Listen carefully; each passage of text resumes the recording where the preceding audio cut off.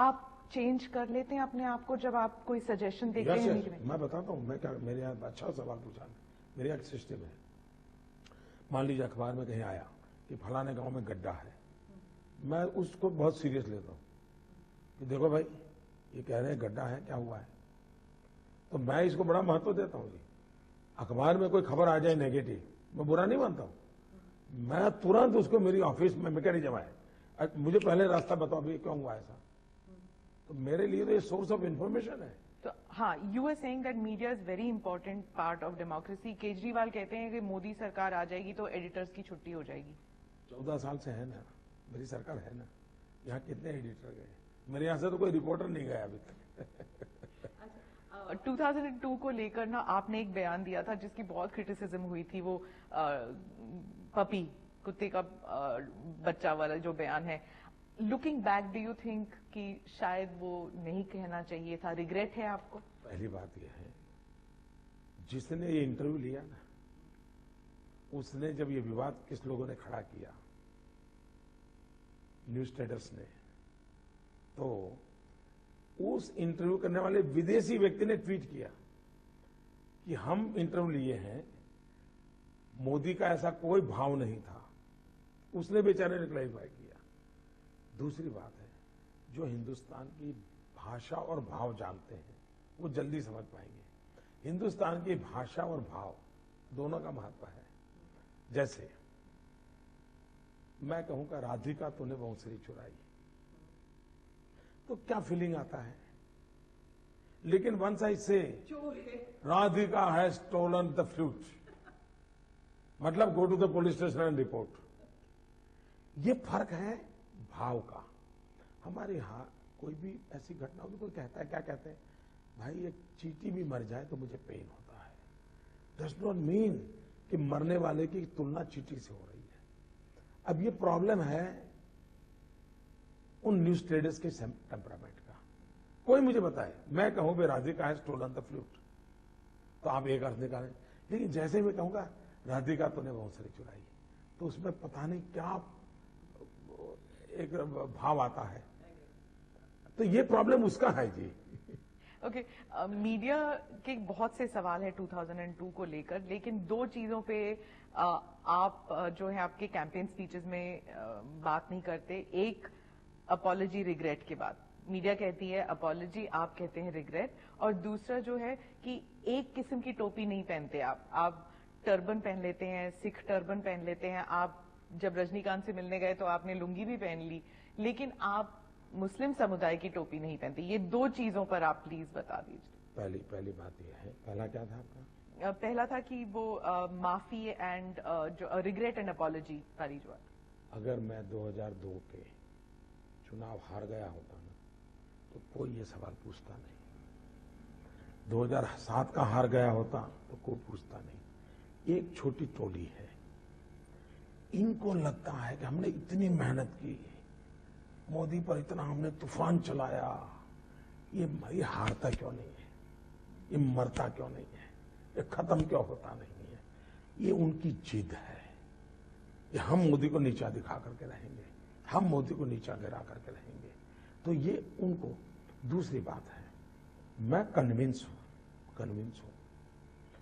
अगर मोदी पर जो इल्जाम लगाए गए हैं और उसमें रत्ती भर भी सच्चाई, अगर 100 इल्जाम है लेकिन एक में भी सच्चाई हो, मैं मानता हूं भारत के उज्जवल भविष्य के लिए, भारत में उज्जवल परंपराओं के लिए चौराहे पर खड़े रख करके मोदी को फांसी देनी चाहिए और ऐसी मोदी की बुरा हाल करना चाहिए ताकि भविष्य में 100 साल तक कोई ऐसा पाप कर न सके। अगर पाप किया है तो माफी मांग करके माफ करने का तरीका क्या है? ये गलत तरीका है।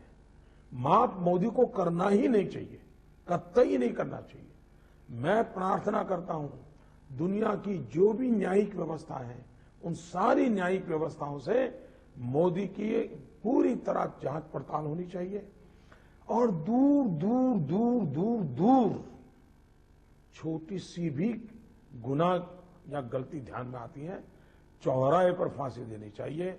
मोदी को कतई माफ नहीं करना चाहिए। और टोपी? नंबर 1 हो गया।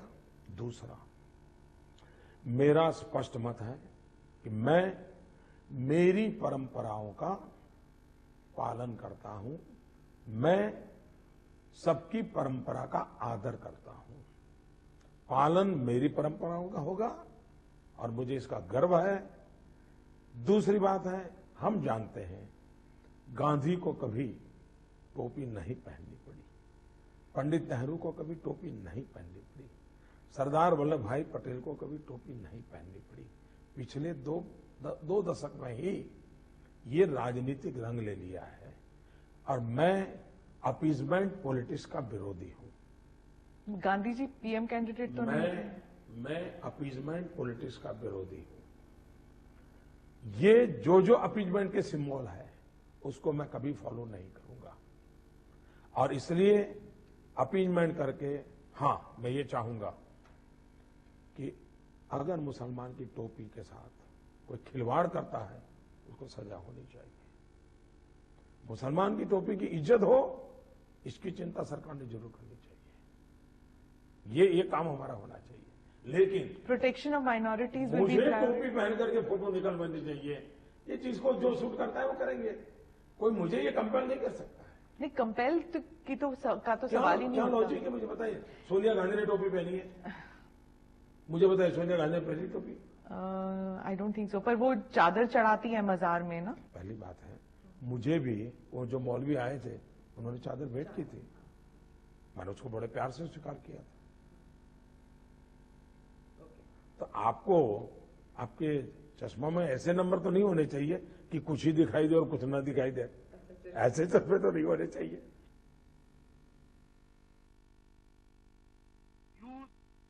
सबसे बुरा चुनाव। Well, Narendra Modi addressing every issue in the book. They're going ahead and talking about the 2002 Gujarat riots, not issuing an apology as such, but also going on to state quite clearly that he does believe in every single interview and has answered every single question that has been fired at him.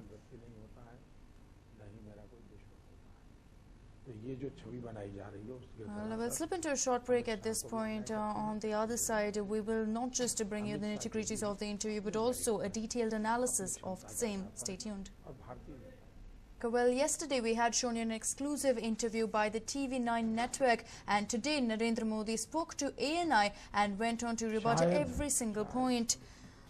But the moot point that everyone is talking about is Narendra Modi's comment with regard to the 2002 Gujarat riots. This time around, besides issuing an apology, he did not, of course, do that, but went on to very, very clearly state that people can hang him publicly if he is found guilty in the 2002 riots, if his role in any way is confirmed. He said to the people, do not wait for an apology, just hang me publicly. Very strong statement coming in from Narendra Modi there. Time and again we've seen him comment on this issue, expressing regret, expressing helplessness even, and never issued an apology. But probably the first time that he's made such a strong statement where he's gone on to state that if anyone can prove that I am guilty, hang me publicly even before I can offer an apology. This was with regards to the 2002 Gujarat riots. When asked about why he refused to apologize,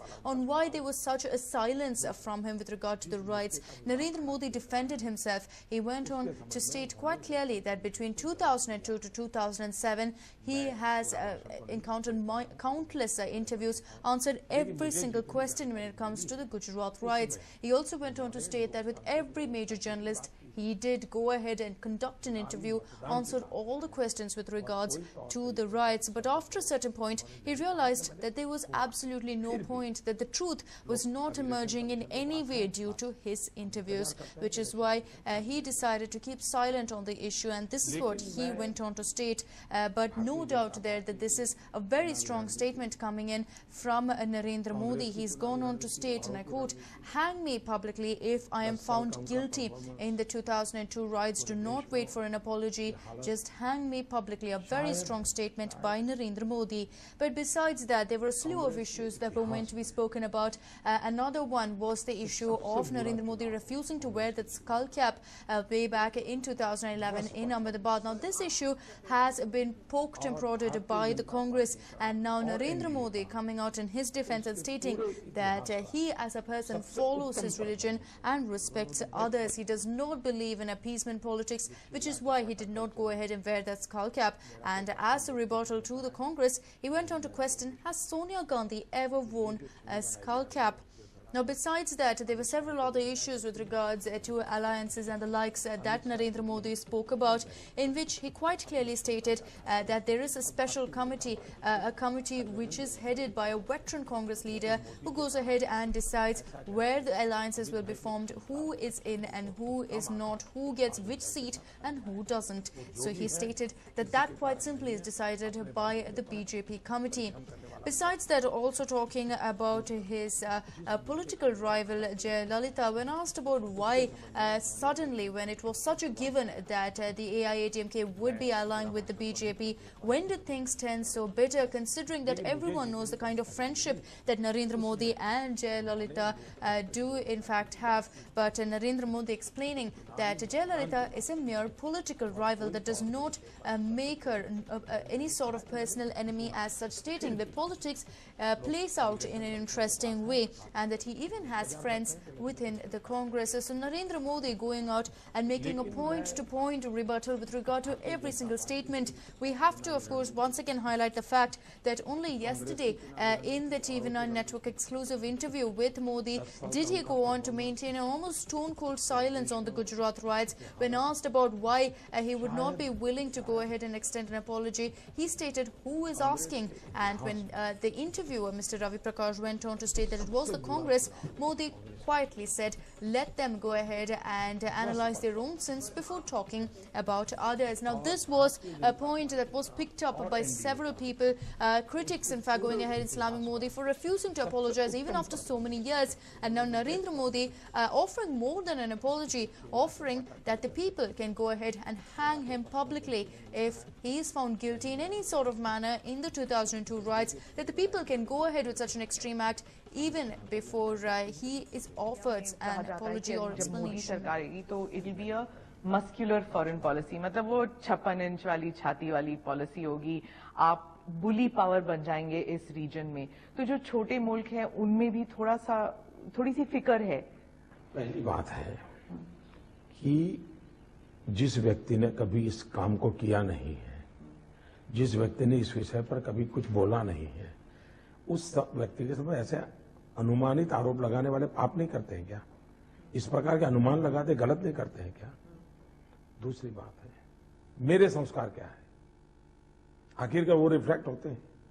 मेरे संस्कार है मैं उज्जवल परंपराओं के लिए चौराहे पर खड़े रख करके मोदी को फांसी देनी चाहिए, मोदी को फांसी देनी चाहिए, मोदी को फांसी देनी चाहिए, मोदी को फांसी देनी चाहिए, और ऐसी मोदी की बुरा हाल करना चाहिए ताकि भविष्य में 100 साल तक कोई ऐसा पाप कर न सके. अगर पाप किया है तो माफी मांग करके माफ करने का तरीका क्या है? ये गलत तरीका है. माफ मोदी को करना ही नहीं चाहिए, ये गलत तरीका है. माफ मोदी को करना ही नहीं चाहिए, ये गलत तरीका है. माफ मोदी को करना ही नहीं चाहिए, कतई नहीं करना चाहिए. मैं प्रार्थना करता हूं दुनिया की जो भी न्यायिक व्यवस्था है उन सारी न्यायिक व्यवस्थाओं से मोदी की पूरी तरह जांच पड़ताल होनी चाहिए, और दूर दूर दूर दूर दूर छोटी सी भी गुनाह या गलती ध्यान में आती है, चौराहे पर फांसी देनी चाहिए. मोदी को कतई माफ नहीं करना चाहिए.